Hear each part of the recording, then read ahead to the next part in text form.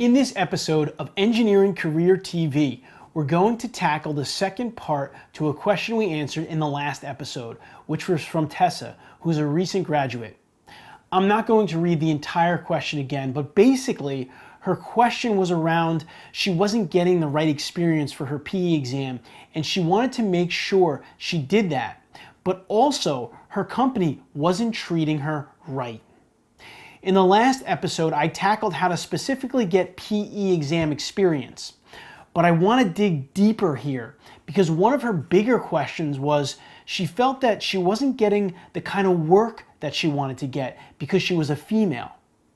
This was happening to her over and over, and her male counterparts were getting design experience and the kind of work that they wanted. What I want to talk about in this episode is what happens if your company is just not letting you do what you want to do.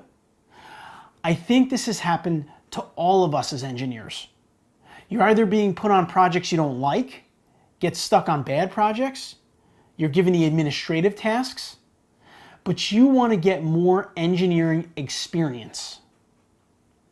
What I would recommend that you do in this situation is you have a conversation with your supervisor and you explain the situation. You say something like, listen, this is what I want to be doing in my engineering career. If I can't do it now, what is the timeline that it will take in order for me to be able to do it? How long do you foresee that happening, if it happening at all? Based on that conversation with your supervisor, you should send a follow-up email. The email should read along the lines of, John, it was great meeting with you today. I just want to reiterate that the kind of work that I want to be doing is XYZ. And based on our discussion today, it sounds like I'm going to be able to do that work by October of this year. I really look forward to doing it.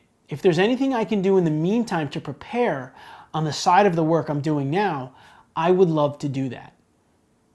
The reason behind this email is because at the end of the day, and Tessa was having this problem, if they continuously give you work that you don't want to do and you're not moving towards your goals of what you really want to do in your engineering career, you're probably going to have to go and get a new job. And then there are other implications there. If what they tell you doesn't happen, one, you may want to go back to your supervisor and say, listen, you told me in October that I was going to get this job and I didn't. You have that email to back you up. But then, if you have to go to work for another company and the new company says, I don't know, you've jumped around to a couple of different engineering companies here. What's the reason for that? You can say honestly, the last couple of places that I worked, they promised me one kind of work, and then when I started working for them, they didn't follow through. I wasn't getting the jobs that they promised me. And I have a lot of emails to back that up and other correspondence, which was really unfortunate. You understand the work I want to do, and that's why I'm here interviewing with you for this job. This is all important in the big picture of your engineering career. You've got to get to be doing what you want to do. And if you can't do that, you've got to keep trying. And some of the steps that I've discussed here in this episode will help you do just that. Remember, have a conversation with your supervisor. Back it up in writing, and if you're not getting the work you want by the timeline promised, consider working for another employer. I hope you found this episode of Engineering Career TV helpful.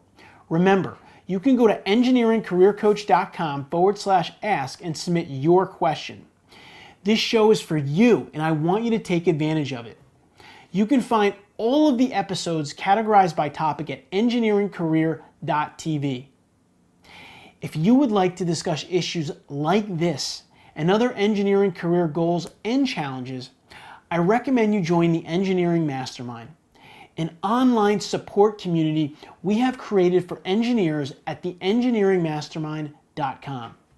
For the price, you can't get more specific, targeted engineering career advice and assistance.